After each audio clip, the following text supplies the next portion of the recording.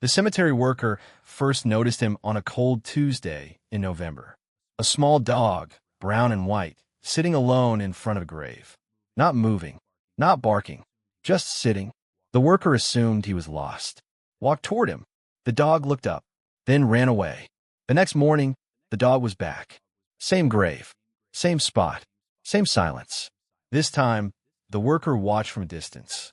The dog sat for an hour, then got up, walked out of the cemetery, disappeared down the street. The next day, the same thing. And the next, and the next. For 5 years. 5 years of rain and snow and blistering heat. The dog never missed a single day. The cemetery workers started calling him the ghost, because he appeared every morning like clockwork and vanished before noon. They tried to follow him. He always lost them. They tried to catch him. He always ran. They put up signs. Found dog. Visits cemetery daily. No one called. No one claimed him. He was not anyone's dog. He was just a dog. A dog who sat at a grave. Every single day. For reasons no one understood. The grave belonged to a woman named Eleanor. She had died 5 years ago. Heart attack. Sudden. Unexpected. She was 68 years old. Lived alone. Had no children. No husband. No family. Her obituary was 6 lines long. No one came to her funeral. No one visited her grave. Except the dog. The cemetery worker, a man named Frank, became obsessed. He had been working at the cemetery for 15 years. He had seen grief before. People crying. People praying. People leaving flowers. But he had never seen anything like this. A dog. Every day. Same grave. Same silence. Frank started researching. He looked up Eleanor's obituary. Found her old address. Drove to her house. It was abandoned. Overgrown. Empty. He talked to neighbors. Oh, the old lady? One said. She had a dog. A little brown and white thing. What happened to it after she died?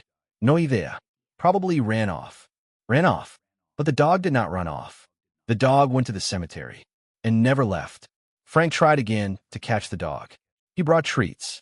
Brought toys. Brought a blanket. The dog would not come near him. Would not let him touch him. Would not even look at him. The dog only had eyes for the grave. Only had purpose in those morning hours. Frank sat on a bench nearby. Watched. The dog did not cry.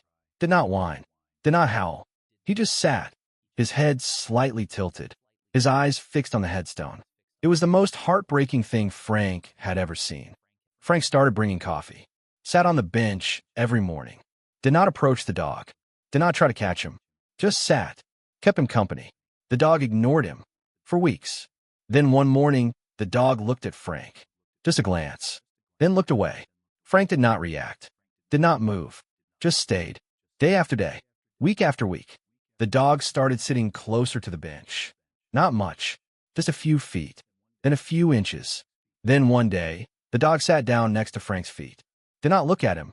Did not want to be petted. Just sat. Frank started talking. Quietly. Softly. I know you miss her, he said. I know you do not understand why she left. I do not understand either. But I am here. I will keep coming. Every day. Just like you. The dog listened. His ears moved. He did not run. Frank kept talking. Kept coming. Kept sitting. After 6 months, the dog let Frank pet him. Just once. Just a small touch on the head. The dog flinched. Then leaned into Frank's hand. Then cried. Not a bark. A cry. A sound Frank had never heard from a dog before. It was the sound of grief. Pure, raw, 5 years of waiting grief. Frank cried too. He sat on the ground next to the dog. Held him. Let him cry. The dog cried for 20 minutes. Then stopped. Wagged his tail. Once. Frank could not leave the dog at the cemetery. Not anymore. He had seen too much. Felt too much. He took the dog home. The dog resisted at first. Pulled toward the grave. Whined. Cried. Frank knelt down. We will come back, he said. Every morning. I promise. But you cannot sleep here. You need food. Warmth. A home. The dog looked at Frank. Looked at the grave. Looked back at Frank. Then followed him to the car. Frank named him Sentry, because he had stood guard over Eleanor's grave for 5 years. 5 years of rain. 5 years of snow. 5 years of heat. 5 years of not giving up. Frank took Sentry home to his small apartment. The dog was confused. Did not know what a bed was. Did not know what a toy was. did not know that food came in a bowl every day, not just scraps from cemetery visitors. Frank was patient. He did not rush, did not force, did not expect Sentry to forget Eleanor. He just wanted Sentry to know that he was not alone anymore. The first week was hard. Sentry cried at night, paced by the door, wanted to go back to the cemetery. Frank took him every morning. Same grave, same spot, same silence. But now, after an hour, Frank would say, "Time to go home." And Sentry would follow. Slowly, reluctantly, but he would follow. After a month, Sentry started wagging his tail when Frank came home from work. After 2 months, he started sleeping on Frank's bed. After 3 months, he stopped crying at night. He never forgot Eleanor. The cemetery visits continued. Every morning, same grave, same silence. But now there was something new.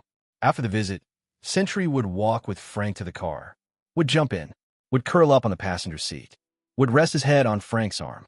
He had 2 people now, one in heaven, one on earth, and somehow that was enough.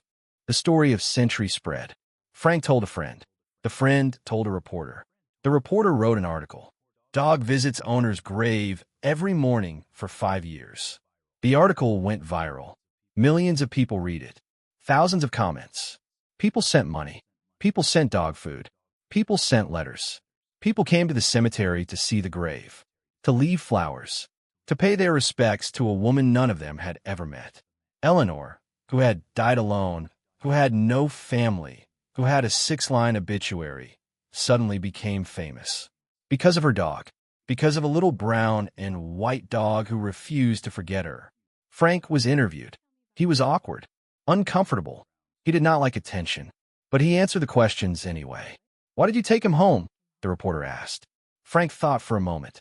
"Because no one should grieve alone," he said. "Not people, not dogs. Grief is hard enough. Doing it alone is impossible." He had been alone for 5 years. I could not let him be alone for one more day. The reporter started crying. Frank started crying. Sentry sat between them, wagging his tail, happy because his people were happy. The story spread even more. A book was written. A movie was optioned. But Frank did not care about any of that.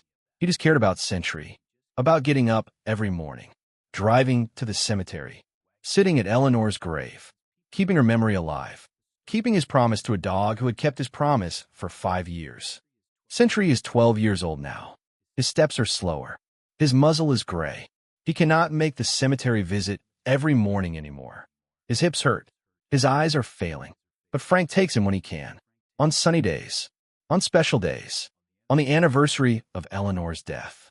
Sentry still sits in front of the grave. Still does not bark. Still does not whine. He just sits. His head tilted. His eyes fixed on the headstone. Then he looks at Frank, wags his tail, and follows him back to the car. He is ready now. Ready to let go. Ready to live the rest of his life with a man who sat on a bench for months, waiting for him to trust. Frank still talks to Sentry about Eleanor. "She loved you," he says. "She did not mean to leave you. She did not have a choice. But she loved you, and she would want you to be happy. So be happy. For her. For me. For yourself." Sentry licks Frank's face, wags his tail, and falls asleep on the couch, his head on Frank's lap, dreaming of a woman with soft hands and a gentle voice. Dreaming of a cemetery.